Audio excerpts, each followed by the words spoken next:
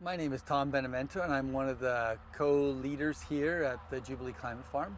Started this project actually physically on the site in early March, but we have been planning it over about a year in advance of that to get it ready. But you know, we're in this position right now, sort of in human history, where we're at this critical juncture, right? Where we have a big challenge in front of us as humans, really, that's going to affect our species for many, many years forward in our planet, right? So we have this point in which we can look at this challenge as something that's really difficult and is going to bring us down, or a challenge that's a great opportunity for us to do some really great things that can enliven our lives as well as the places we live in. And so the Jubilee Climate Farm is really built around that second way of looking at things, that this is a challenge, it's an opportunity for a positive change in the way we relate to the land and to each other. And in particular, using regenerative agriculture with a focus around carbon sequestration, or what we call biosequestration, right? Using biological means to draw down carbon out of the atmosphere, and also change the way we use animals on the site that will release less methane into the atmosphere. So the main thrust, and then the other component of this work, is that we're integrating an opportunity for lots of ideas, particularly folks who don't have a voice. And in our area, recent immigrants and refugee populations of people who really love agriculture and come from that. We want to create space that all these different voices are here together and have an opportunity to farm.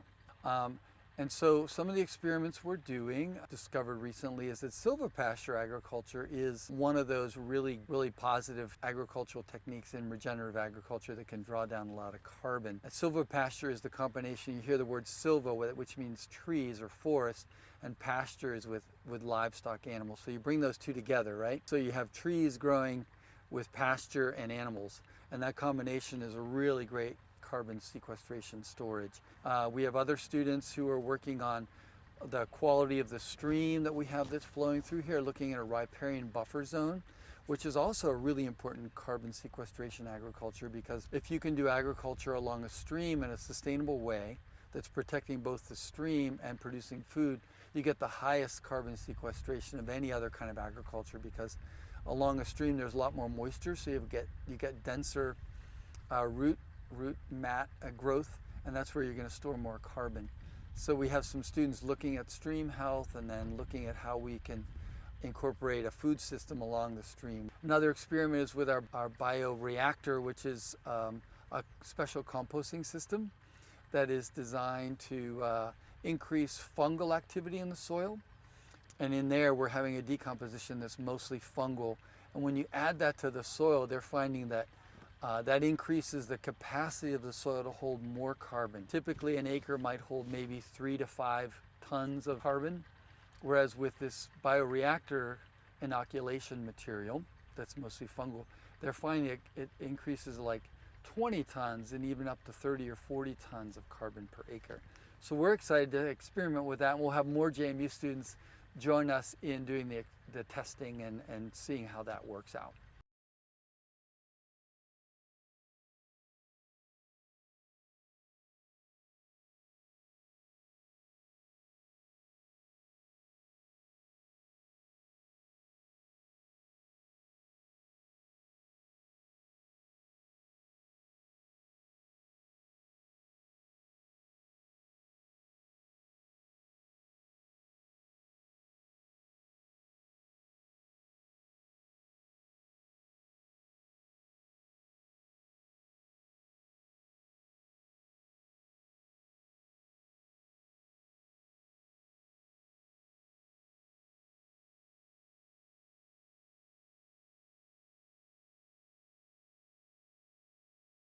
All right, hello, I'm Caroline Fleury. I work here at Jubilee Climate Farm. I'm one of the 5 members of the staff here, full-time staff. I do just like the day-to-day farm tasks, whatever that means, harvesting, planting, weeding, all of that good stuff. And additionally, we're all working together, but I'm working in coordinating these plots specifically that I'm standing in here, which are like cover crop testing and carbon sequestration testing plots. So we're working in coordination with the JMU Capstone Project, some ISAT professors and students, to figure out what type of cover crop will be best at sequestering carbon in this temperate climate region. So I coordinate these plots, and then I do a lot of our online stuff, so media, website. But I do that work, and then I do like our finances and sort of anything that involves a computer for what's going on here. But otherwise, yeah, we all just work together and kind of try to distribute responsibility. What regenerative agriculture reminds me of, but what does it come to mean to me in the way that it's used today is like, it's come to mean like just like opportunity, and that there's a way to do things differently. Is that like, you know, agriculture gives us a chance to cultivate humanity while cultivating the earth and cultivating human relationships. Like, this is a gap that's missing in our food systems. We've separated humans from food systems, and it's become about how much can we produce for the cheapest amount to feed the most amount of people. Whereas if we just like scaled down and use these practices, this is like an opportunity for more than just food production, but for restoring health of our earth, which ultimately is the health of ourselves and the health of our relationships.